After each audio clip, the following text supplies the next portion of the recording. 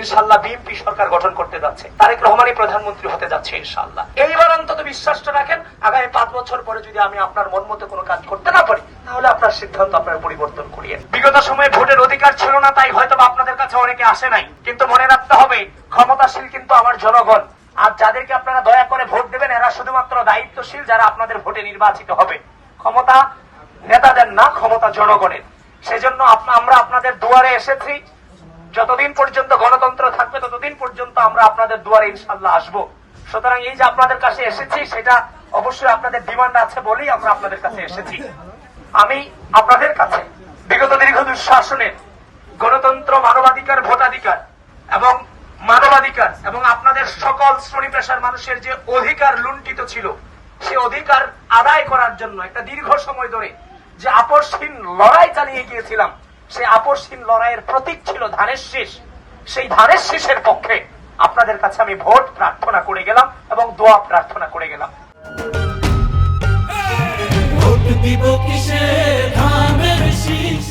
যারা এই আসনে আছেন, জনাব তারেক রহমান এই আসনের প্রার্থী, কিংবা আশেপাশের আসনে যারা আছেন, সেখানেও আপনাদের কাছে চেয়ে গেলাম যে আপনারা ধানের শীষে ভোটটা দিয়েন। কারণ দেখেন, বিগত সময়ে দীর্ঘ সময় ধরে আমরা নির্যাতিত হয়েছি, নিপীড়িত হয়েছি। তো নির্যাতন, নিপীড়ন, বৈষম্যের যে নির্যাতনটা, যে কষ্টটা, সেটা আমরা খুব ভালোভাবে অনুধাবন করতে পারি। আমরা চাইলেও আওয়ামী লীগ হয়ে যেতে পারিনি, চাইলেও আমরা জামাত হয়ে যেতে পারিনি। আমরা আমাদের নাম ধরেই লড়াই করেছি।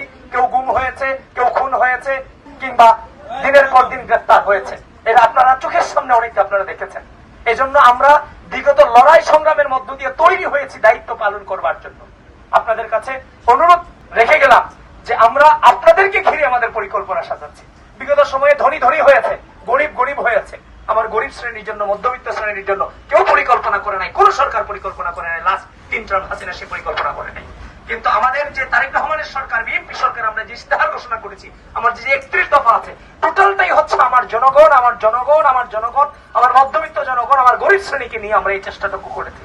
এই যে ফ্যামিলি কার্ডের যে বিষয়টা, আপনাদের মতো মায়েরাই এই ফ্যামিলি কার্ডটা পাবেন, প্রতিটা নারী পাবে, এটা প্রতিটা বাসার যে গৃহিণী পাবে ফ্যামিলি কার্ড, কৃষক কার্ড। তারপর আমার নারীদের জন্য আমরা ইশতেহারে ঘোষণা করছি মাস্টার্স পর্যন্ত কোনো টাকা পয়সার প্রয়োজন হবে না, যে কোনো ইনস্টিটিউশনে ফুল ফ্রি স্টুডেন্টশিপ দেওয়ার ঘোষণা আমরা করেছি আমাদের ইশতেহারে। তো আপনাদের কর্মসংস্থানের বিষয়ে আমরা সচেতন আছি। এই যে বিগত সময়ে বেগম খালেদা জিয়া লড়াই করে গেছেন, বৃদ্ধ বয়সে তিনি জেলে ছিলেন, তিনি তো ভালো থাকতে পারতেন, তাহলে এদেশের জনগণের জন্যই তো তিনি লড়াইটা করে গেলেন। এই যে দেখেন, সরকার পতন হইল, নির্বাচন আসলো, তিনি আল্লাহর কাছে চলে গেলেন, আল্লাহর ডাকে সাড়া দিয়ে চলে গেলেন। তিনি যে এত বছর নির্যাতন, নিপীড়ন হলেন, তার বিনিময় কিন্তু তিনি এই দেশ থেকে নিয়ে যাননি, তিনি বিনিময়ের জন্য লড়াইও করেননি। সেই বেগম খালেদা জিয়ার আদর্শকে ধারণ করে আমরা সামনে অগ্রসর হচ্ছি। বিশ্বাস রাখেন, আমরা আমাদের কথার কোন প্রকার বরখালাপ ইনশাআল্লাহ করব না।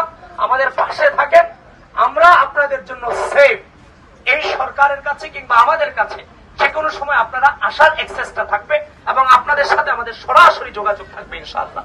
আপনাদের সকল প্রকার সমস্যা নিয়ে আমরা আমাদের পরিকল্পনা সাজাচ্ছি এবং আপনারা আমাদের পাশে থাকার বিনয়ের সাথে আমি অনুরোধ করে গেলাম। সেটা আপনাদের সিদ্ধান্ত, তারপর আপনাদের কাছে বিনয়ের সাথে অনুরোধ করে গেলাম।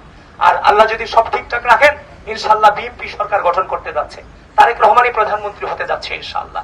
তো সুতরাং ভোটটা নষ্ট করে তো লাভ নাই। দেখেন না, 5টা বছর দেখেন আমাকে, আমি তো 17 বছর লড়াই করেছি এটার জন্যই। যদি ভুল ত্রুটি পূর্বে থেকেও থাকে, আমি তো 17 বছর লড়াই করে শিক্ষা নিয়েছি, সেই ভুল আমার দ্বারা হবে না ইনশাআল্লাহ।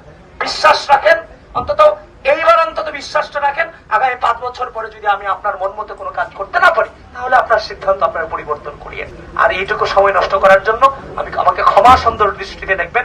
যদি কোনো ভুল ত্রুটি হয়ে থাকে, কথাবার্তায় কষ্ট পেয়ে থাকেন, আমি আপনাদেরকে কষ্ট দিতে চাইনি। যদি মনের অজান্তে কোনো কষ্ট আমি আপনাদেরকে দিয়ে থাকি, আপনাদের চাই ক্ষমা চেয়ে আমি বিদায় নিচ্ছি। সকলে ভালো থাকবেন এবং আপনাদেরকে ঘিরেই হবে আমাদের পরিকল্পনা ইনশাআল্লাহ। বিএনপি সরকারের সাথে সরাসরি জনগণের যোগাযোগ হবে ইনশাআল্লাহ। এই যে দেখেন, তারেক রহমান যখন যে কোনো স্টেজে যাচ্ছে, কখনো একজন মাকে ডেকে নিয়ে আসতেছে, কখনো বিশ্ববিদ্যালয়ের স্টুডেন্টকে ডেকে নিয়ে আসছে, কখনো রিক্সা চালককে ডেকে আনতেছে, উনি সরাসরি স্টেজ থেকে তাদের কথাগুলো শুনতে চাচ্ছে। এই যে একটা আচরণ, একজন সরকার প্রধানরা এই আচরণ গুলা করছেন, আপনারা তাদের পাশে থাকেন, অথবা তার চেয়ে বেটার কিছু ইনশাআল্লাহ আমরা পাবো।